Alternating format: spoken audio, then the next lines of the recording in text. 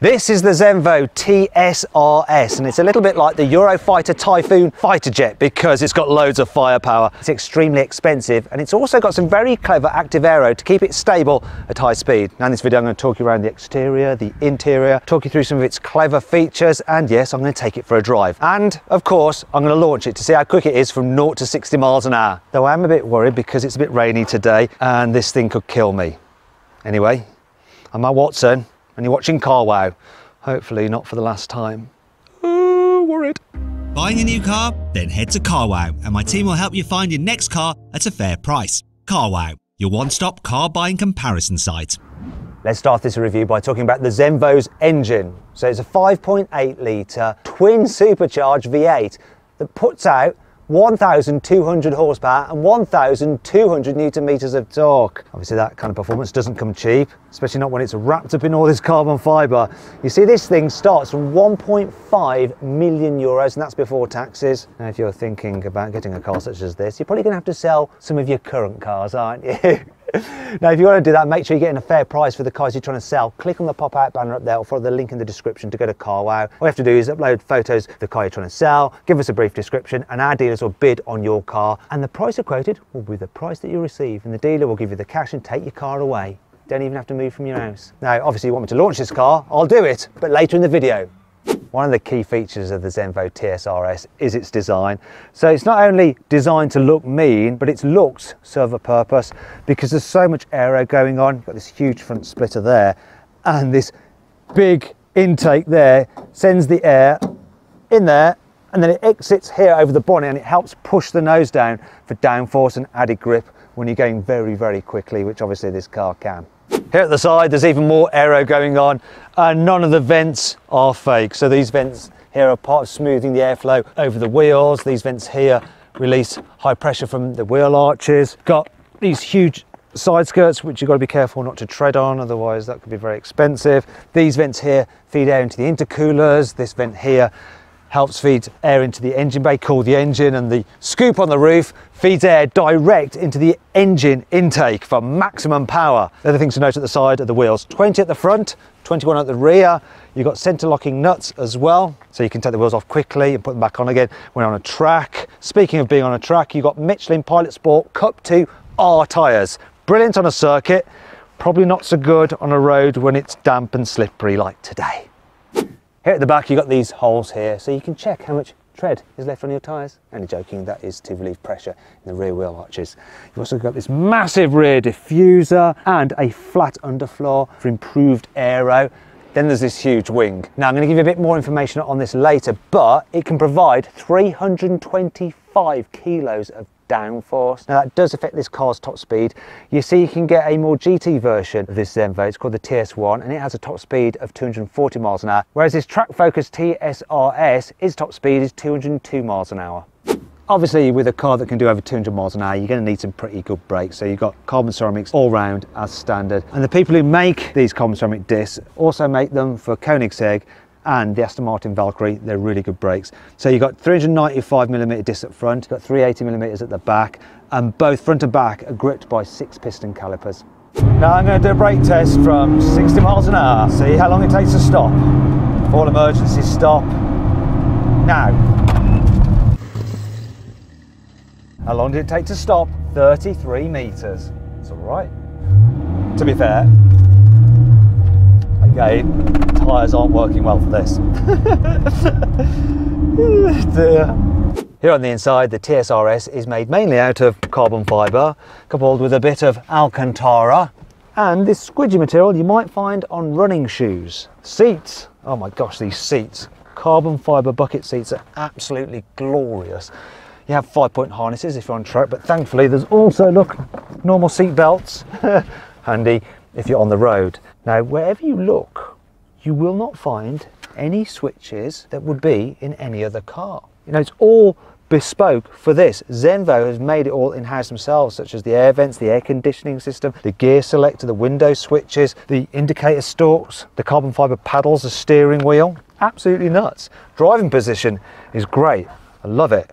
What's not so great though is rearward visibility. It's like being in a van. Thankfully you do have a rear view mirror that uses a camera feed from the back, so you can see behind you. Oh, I want to show you this, look.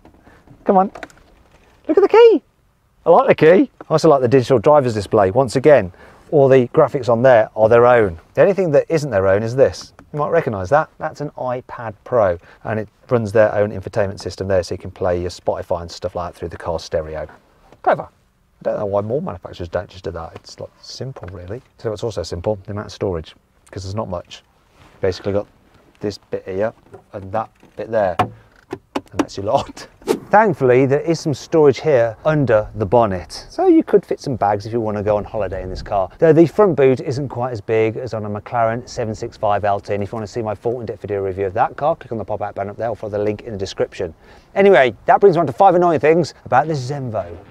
For a minimalist hypercar that has lots of carbon fibre bodywork, it's a little bit on the heavy side. It weighs over 1.4 tonnes. Now, part of the reason for that is that rather than having a carbon tub, it has a monocoque aluminium and steel chassis. In fact, the chassis actually dates back almost 10 years. The next one will have a carbon tub, but this one doesn't. This car has a single clutch, 7-speed robotised manual gearbox, a little bit like in a Lamborghini Aventador, which is a bit old-fashioned compared to the very latest dual clutch systems.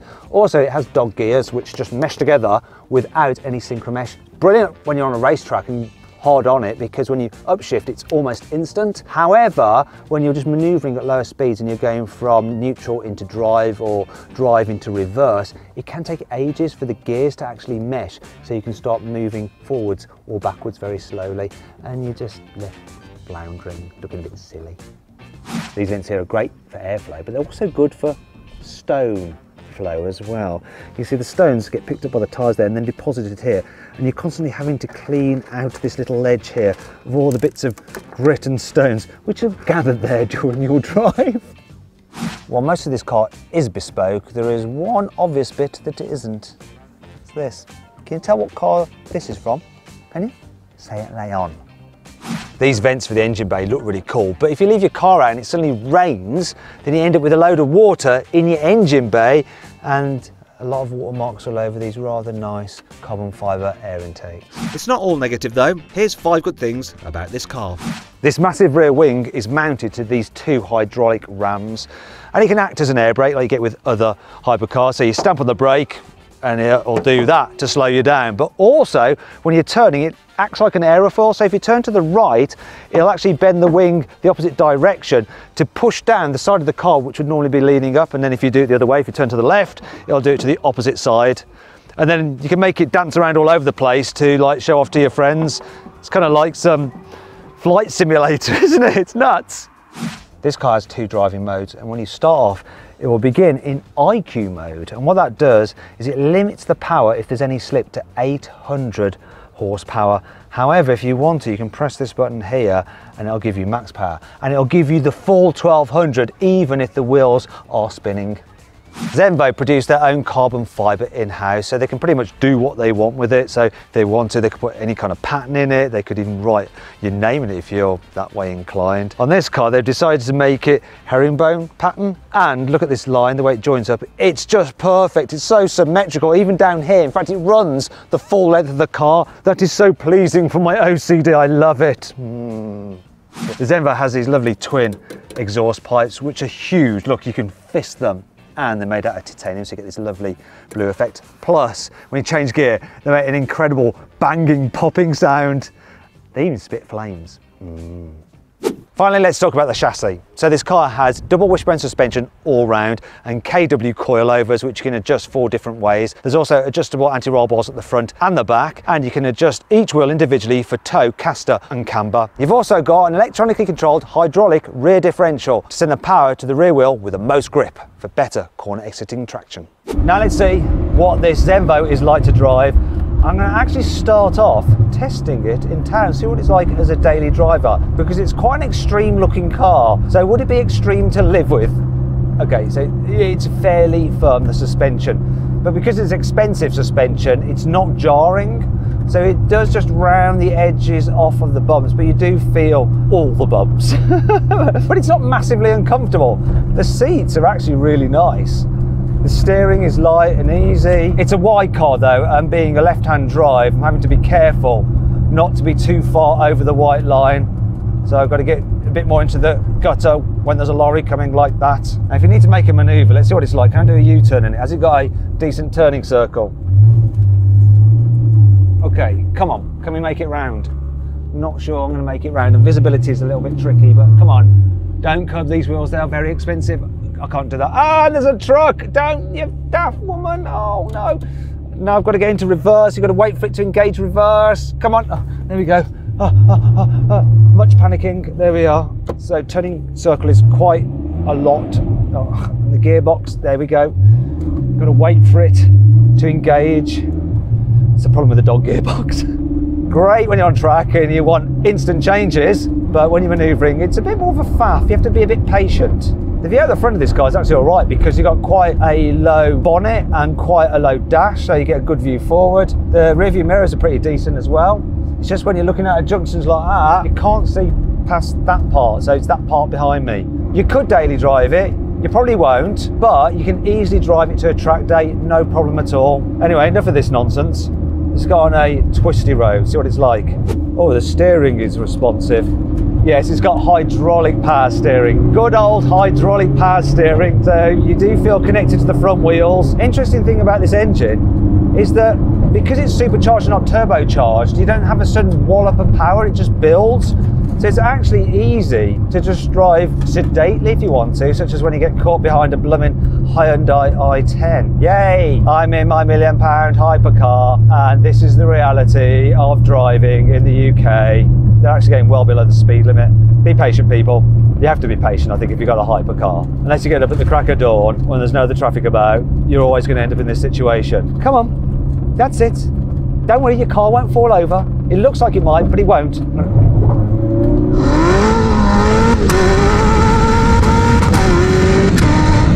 Oh, that must have scared the shit out of her. It's like a gun going off when you change gears. Whoa! Whoa! Whoa! This power delivery is so linear. You don't get a wallop in your back like you do with a turbo. It just builds and then whoo, you've got to stay brave. Whoa! It's snaking all over the place. Whoa!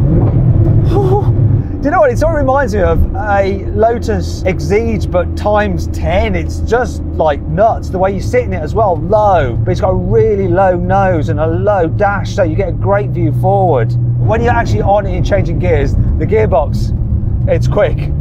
It's just when you're manoeuvring. Can it be sedate on the motorway? I don't know. There we go. Let's get into 7th gear, top gear. It's not too bad. I mean, I'm having to talk up a bit so you can hear me, because obviously there's not much in the way of soundproofing in this car. But for just tooting on the motorway, it's actually quite nice. Do you know what's really nice? The brakes are lovely. You can really just judge the amount of stopping power. If you buy this car, you can actually spec it with Pilot Sport 4S's, and I think I would probably go for those tyres unless you're just track daying it every time, because they'll just make it more usable every day. Now I'm going to launch this Zenvo. It's supposed to do 0 to 16 2.9 seconds. I'm not sure I'm going to manage that because I'm on cold Michelin Pilot Sport Cup 2R tyres and it's a greasy road. I hope I don't bin it, I'm a bit nervous. Let's try anyway. I'm not going to use launch control because that's just going to spin up the tyres. I'm going to try and modulate the power as best as I can. If I can do it in under 4.5 seconds, I'll be surprised. Here we go. I'm going to just feed the power in.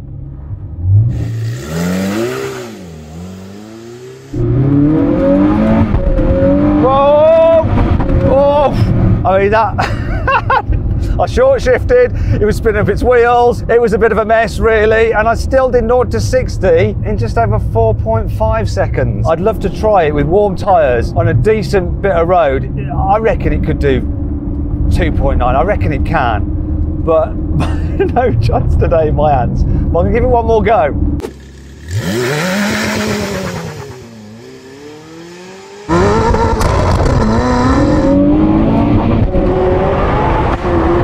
Oh, that's better, but still so much wheel spin.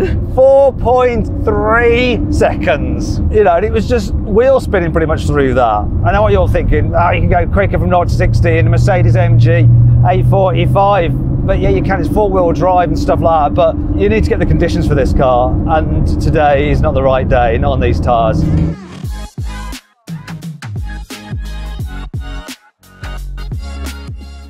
So then, what's my final verdict on this Zenvo? Should you avoid it? Should you consider it? Should you shortlist it? Or should you just go right ahead and buy it? Well, I reckon if you're a multimillionaire who wants something a bit unique, you should consider this TSRS. You see, it's mad looking and it's an extremely rare sight. Only 15 of these will ever be made. However, you really do need ideal conditions to fully exploit its full performance. I hope you all enjoyed this video. If you did, give it a like. Let me know what you think of this car in the comments below. Click on these windows there for some more videos, and on that box there for a surprise.